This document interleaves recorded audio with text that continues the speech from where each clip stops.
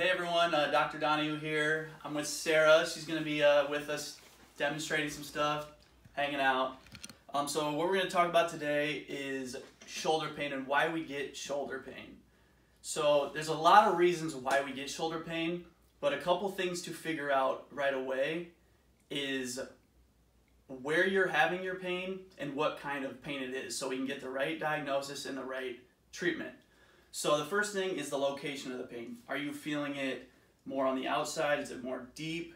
Are you feeling it, can you point to it more, or is it more widespread? So that's going to lead us in different directions. The other thing is describing the pain. So there's a couple different types of pain. There's somatic nociceptive pain, which is more of the achy, sharp, dull pain that we get. Tends to get worse with movement, better with rest. You can kind of point to it, it's more localized. This is the more mechanical pain that we treat often. So a lot of the shoulder conditions that we see is going to be this type of pain. The other type of pain is neuropathic pain or nerve pain. So the first pain is coming from your soft tissues, your muscles, ligaments, joints, tendons, bones, fascia, stuff like that. The second type, the neuropathic pain, is nerve pain. And the reason I wanted to bring that up, this is going to be your tingling, your burning, your pins and needles, your electrical sensations, stuff like that. And I wanted to bring that up because sometimes when we're having shoulder pain, it can actually be coming from the neck. So you get like a cervical radiculopathy stuff, or like a sciatic type pain in the back of your leg here.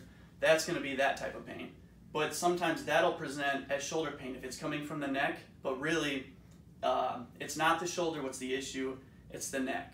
Okay, so now that we covered that, the most common reasons that we get shoulder pain is from overhead, repetitive flexion, overhead activity, and reaching behind our backs. So this is going to be like your overhead throwers, volleyball, baseball, swimmers, weightlifters that do a lot of cleans, a lot of snatches.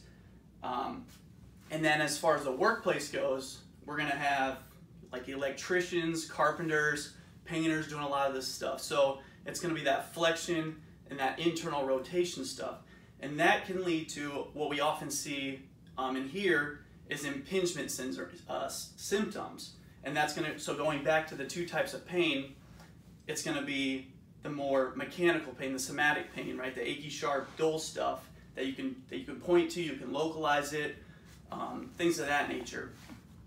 So normally when we go flexion and then we go internal rotation stuff, that's going to start to cause those impingement syndromes where this arm bone here starts to ride up into the actual shoulder socket, and there's a supraspinatus tendon that goes through here, and it doesn't give it room to move, so it can lead to things, and it often coexists with things like rotator cuff tendonitis, tendinosis, where there's actually fraying of the tendons, biceps tendinopathies, labral issues potentially, a lot of stuff that can go on.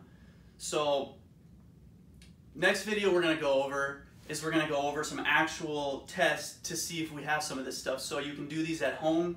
Some of these you can do at home, just to kind of demonstrate an evaluation, see what's going on, things of that sort. So come back next week, or later this week, maybe later this week, and we'll demonstrate some of that stuff. You can try some of this stuff at home.